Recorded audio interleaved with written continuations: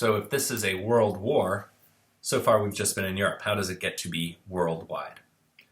Well, the depression that hit the United States and that hit Europe in the 1930s did not miss Japan, and that depression itself created a lot of economic and political problems for the country.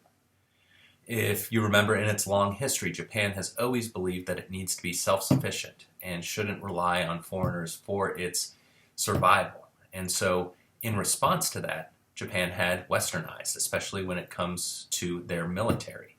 Both in terms of army and Japan being an island, a huge focus on development of a navy, perhaps inspired by Matthew Perry and the American Navy. They end up creating many bases throughout Japan and then slowly start expanding their empire. So this slide is for, or this video is for this slide and the next slide, but we see in the map on the next slide how China, especially Manchuria, the Korean Peninsula, Formosa, the Marshall Islands, the Caroline Islands, the Mariana Islands, all become targets of Japan's imperial ambitions. And from 1931 up until 1937, they take those territories. And in doing so, create some odd allies potentially for the United States, especially in terms of China, which has also created alliances with communist Russia. As a political response, the United States stops trading with Japan, especially the types of things that are going to help them build up their military, things like fuel, things like iron.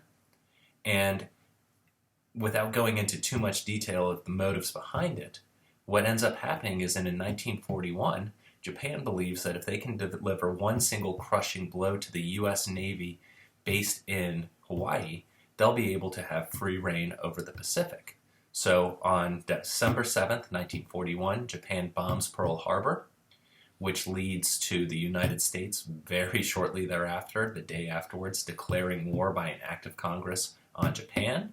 Now keep in mind that Japan and Germany have already signed this anti-Comintern pact, which has made them allies. So as soon as the United States declares war on Japan, now much like we saw happening in World War I, Germany declares war on the United States by the 11th of December 1941, and now we're certainly in a world war.